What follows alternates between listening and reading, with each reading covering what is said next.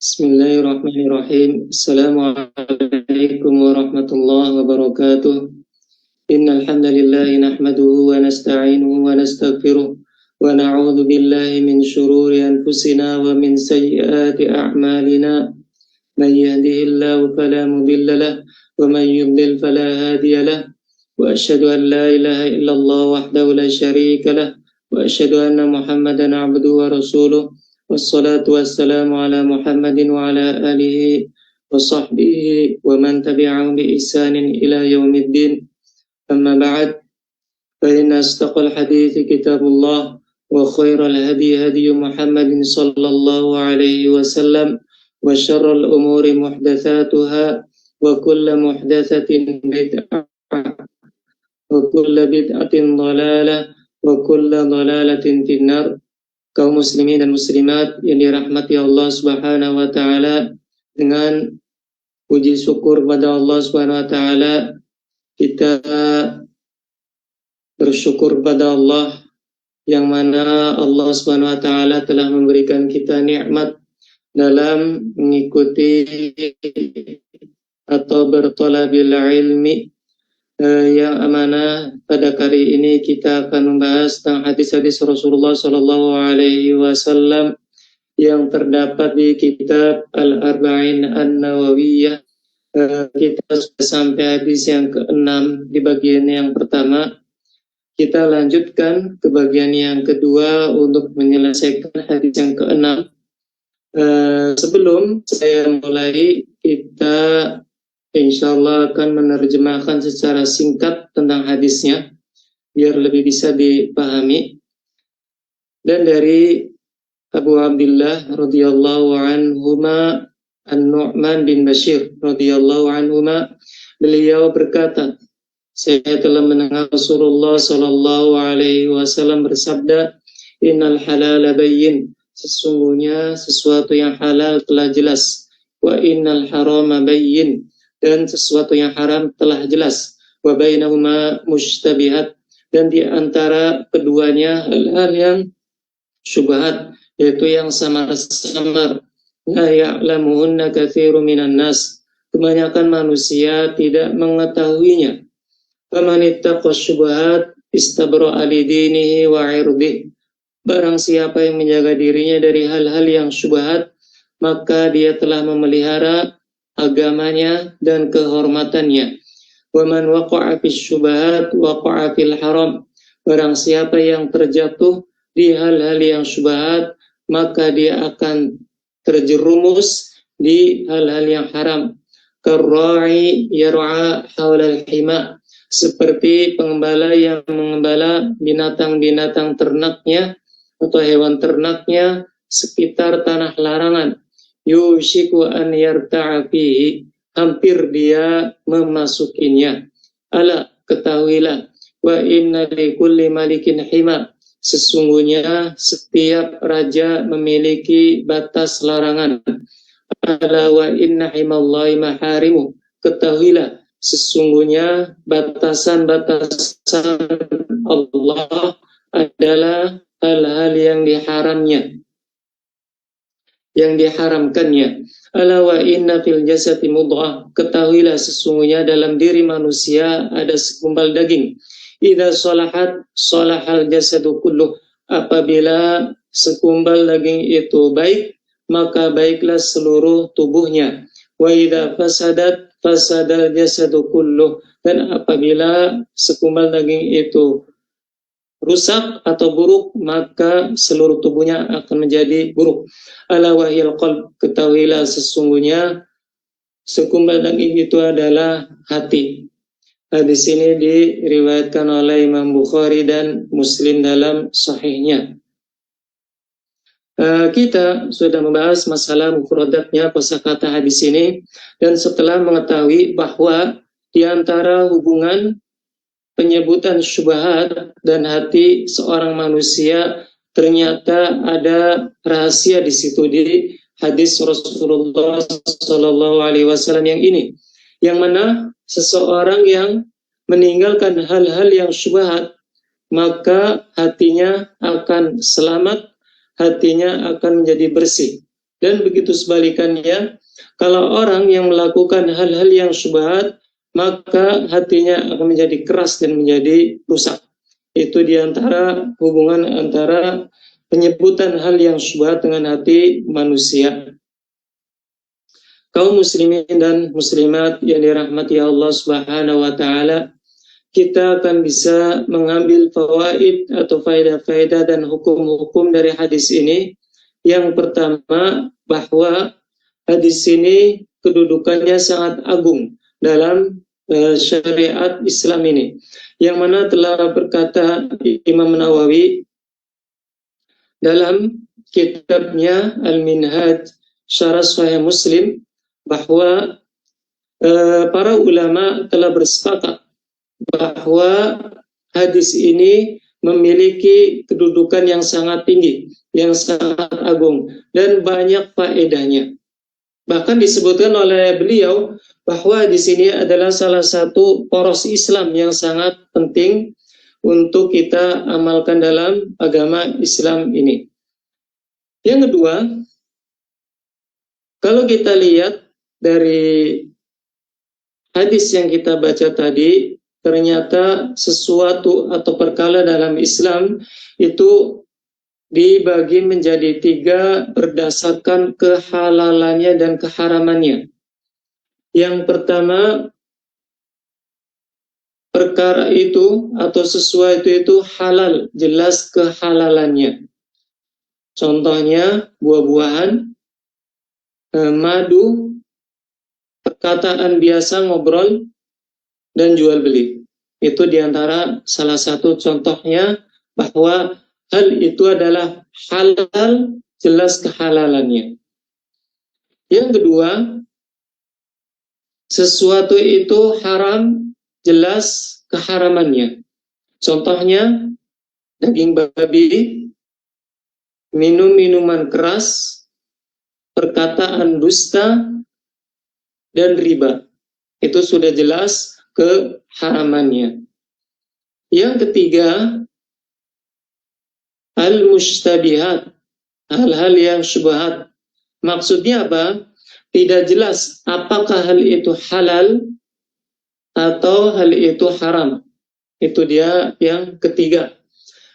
Imam Nawawi menyebutkan bahwa al-asahhu, yang paling sahih, annahu la yuhkamu bihillin wala hurmah, bahwa hal-hal yang syubhat tidak dihukumi hal itu haram dan tidak pula dihukumi halal.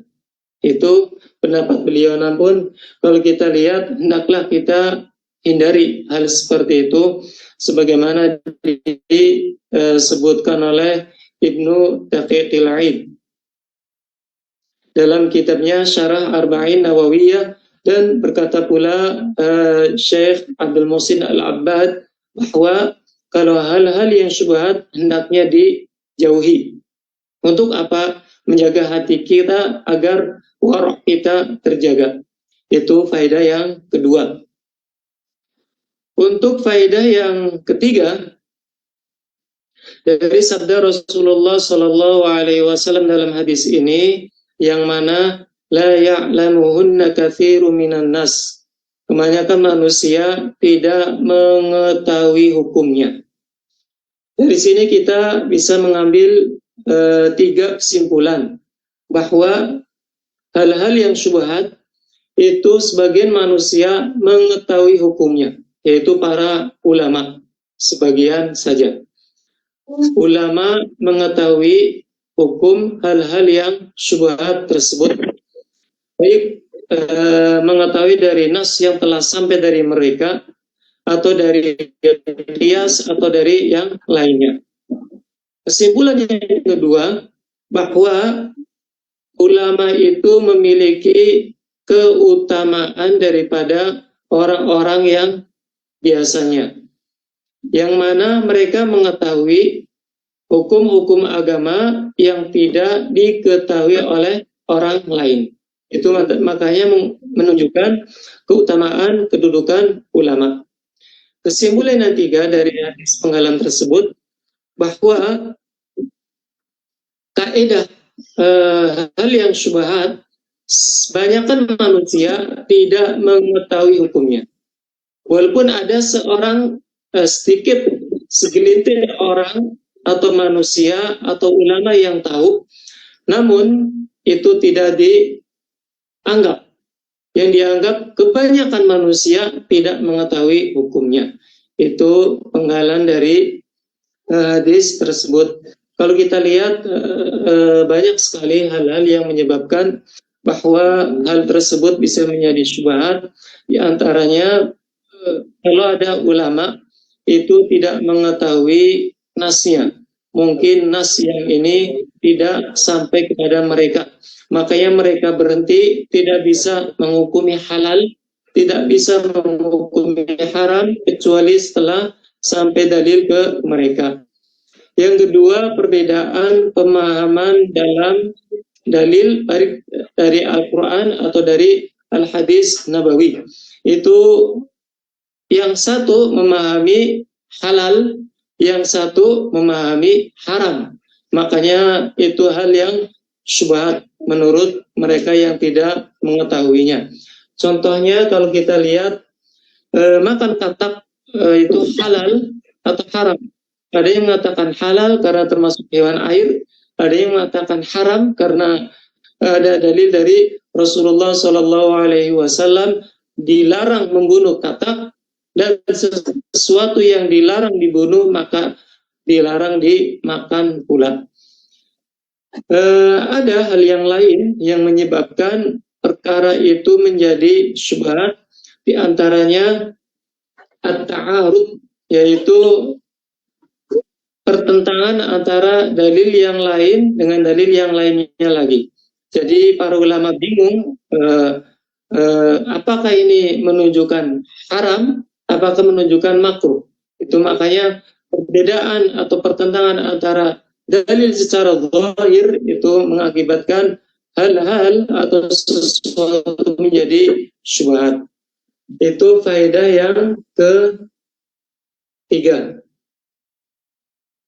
Faedah yang keempat, bahwa syariat Islam adalah syariat yang sudah sempurna, yang mana Allah Subhanahu wa Ta'ala dan Rasul-Nya tidaklah ada sesuatu yang halal kecuali telah dijelaskan oleh Allah Subhanahu wa Ta'ala dalam Al-Qur'anul Karim, dijelaskan oleh Rasulullah Sallallahu Alaihi Wasallam dalam sunnahnya. Dan begitu pula hal-hal yang haram telah dijelaskan pula tentang keharamannya. Namun ada sesuatu yang hukumnya jelas, ada yang tidak jelas. Makanya yang tidak jelas atau tidak diketahui seluruh manusia atau kebanyakan manusia, itulah hal-hal yang syubhat. Namun Allah Subhanahu wa Ta'ala telah menjelaskan dan Rasul-Nya telah menjelaskan mana yang halal, mana yang haram. Makanya Allah Subhanahu wa Ta'ala berfirman, Al-yawma akmaltu lakum dinakum. Pada hari ini telah kusempurnakan bagi kalian agama kalian. Faedah yang kelima, bahwa agama Islam, syariat Islam menganjurkan umatnya untuk melakukan yang halal, menjauhi yang haram, dan untuk tidak melakukan hal-hal yang syubhat. Itulah manhaj Islam yang benar, ala siratil mustaqim. Jadi kalau ada sesuatu yang halal, lakukanlah, nggak usah diragukan lagi. Kalau ragu, itu bukan manhaj yang lurus. Kalau ada sesuatu yang haram, tinggalkanlah. Jangan mencari celah-celah agar bisa melakukan sesuatu yang haram. Itu salah. Yang benar, kalau ada yang haram, jauhi. Kalau ada hal-hal yang syubhat, maka hindari. Jangan mengambil rukhsah-rukhsah atau yang mudah-mudah agar bisa melakukan hal-hal yang syubhat. Itu manhaj Islam atau dalam bermanhaj yang sahih. Namun kalau kita sudah mengetahui hal-hal yang syubhat, lalu jelas hal itu haram, maka manhaj yang benar, manhaj yang sesuai dengan siratul mustaqim, maka apa? Dilakukan. Contohnya, dalam hadis Aisyah radhiyallahu anha dalam Sahih Bukhari, bahwa ada suatu kaum memberikan daging ke mereka, diantaranya Aisyah radhiyallahu anha, lalu bertanya, wahai Rasulullah, kami kaum muslimin yang sudah lama, ada suatu kaum yang baru masuk Islam ngasih kita daging, namun kami tidak tahu apakah daging itu halal, yaitu sudah dibaca bismillah ketika menyembelih atau tidak. Makanya Rasulullah Shallallahu Alaihi Wasallam langsung bersabda, "Samullaha alaihi wa kulu." Bacalah bismillah, lalu makanlah. Itu yang tadinya ragu, karena sudah jelas seperti ini, makanlah. Itu manhaj yang benar. Kalau masih ragu lagi, maka itulah was-was dari syaitan. Yang kelima, yang keenam, faedahnya, agama Islam menganjurkan kita untuk senantiasa melakukan perintah-perintah agama.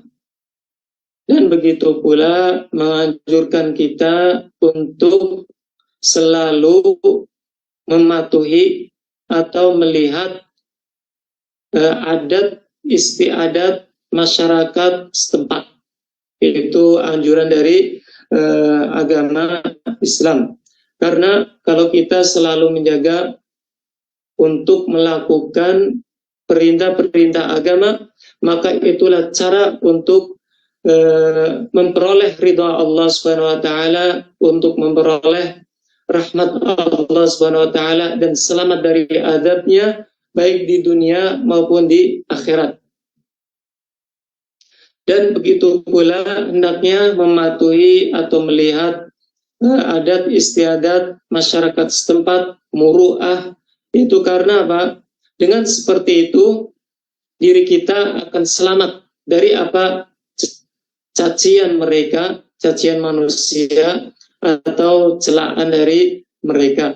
Itu perintah dari agama. Hendaklah kita senantiasa melakukan perintah-perintah agama dan melihat kondisi adat istiadat masyarakat setempat. Faedah yang ketujuh, bahayanya mengampangkan hal-hal yang syubhat. Itu sangat bahaya sekali. Karena apa? Kalau kita mengampangkan hal-hal yang syubhat, maka akan melakukan hal-hal yang syubhat lebih parah lagi. Barang siapa yang melakukan atau memperbanyak hal-hal yang mubah, maka akan gampang dia melakukan hal-hal yang makruh.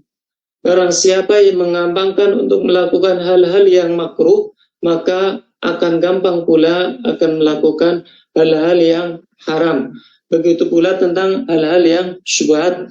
Barang siapa yang mengampangkan hal-hal yang syubhat, dia akan gampang pula melakukan hal-hal yang haram. Maka hendaknya hati-hati dengan hal-hal yang syubhat.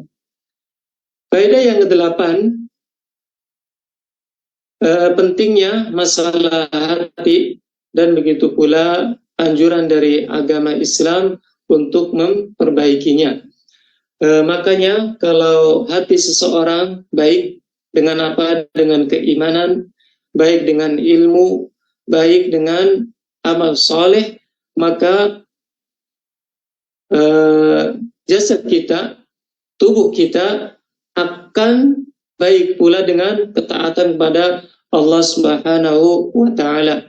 Barang siapa yang hatinya rusak dengan apa? Kekafiran, dengan dosa, dengan kebodohan, maka seluruh tubuhnya akan rusak pula. Dengan apa? Dengan melakukan hal-hal yang buruk, dengan maksiat dan dosa-dosa yang merajalela. Lalu faedah yang berikutnya, nomor 9, lahir manusia secara zahirnya itu ada hubungannya dengan hal yang batin, terlihat. Jadi lahir manusia, lahirnya itu menunjukkan batin seseorang. Sebagai suatu contoh, kalau ada seseorang dari zahirnya, amalannya, akhlaknya, tindakan-tindakannya, sampai wajahnya, itu bisa menjadi dalil, menjadikan tanda bahwa apakah hati orang itu baik atau hati orang itu buruk. Itu dia di antara tanda seseorang. Lalu yang ke-10, banyak sekali faedah yang kita bisa ambil, makanya benar kata Al-Imam Nawawi yang tadi, kathratu fawaidihi, sehingga memang banyak faedahnya. Di antaranya faedah dalam mentarbiyah, faedah dalam mengajarkan ilmu terhadap manusia atau umat. Yang pertama, ada cara dari Rasulullah SAW yang kita bisa ambil petik dari faedahnya, bagaimana cara Rasulullah SAW mengajarkan para sahabatnya.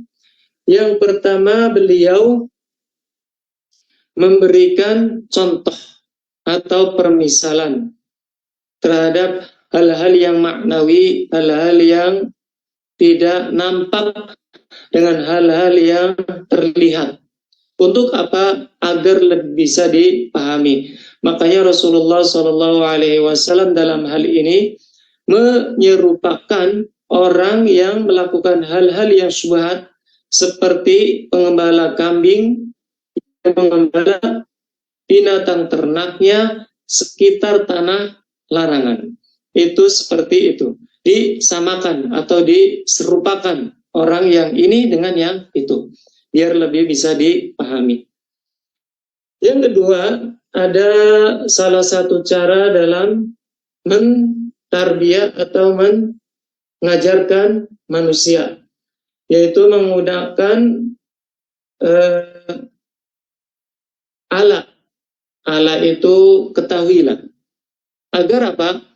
Orang kalau sebelum dikasih tahu tentang ilmu, tentang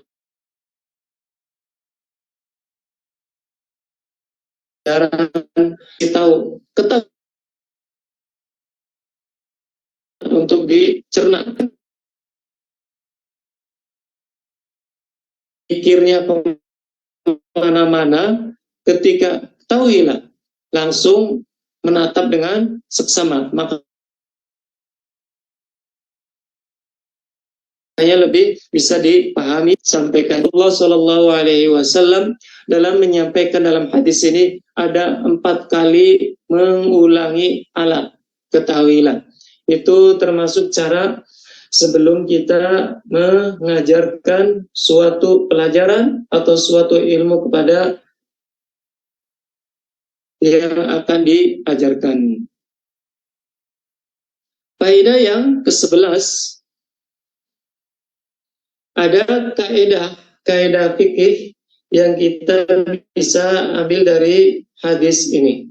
Yang pertama, kaidah yang pertama, apabila sesuatu yang halal atau yang haram tercampur, maka yang menang adalah yang haram.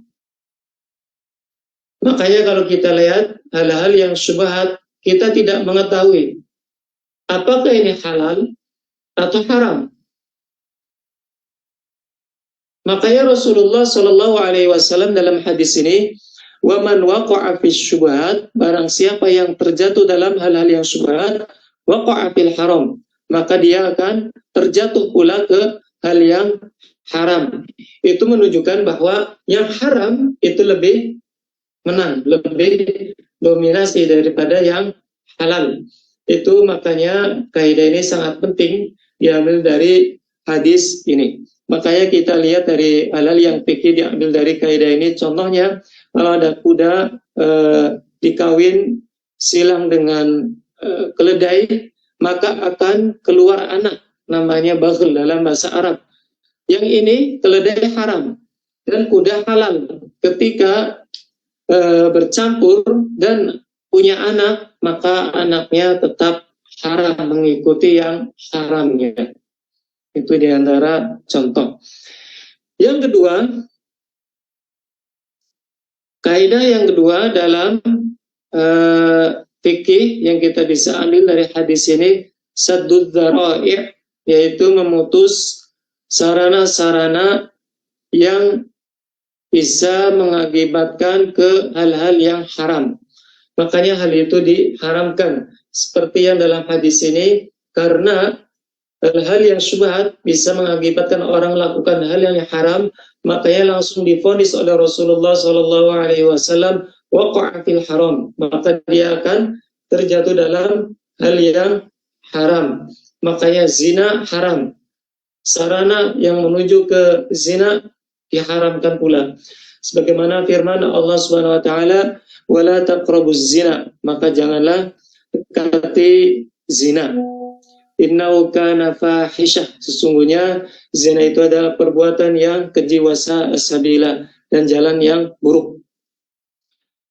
Yang terakhir, faedah yang terakhir sebelum soal jawab,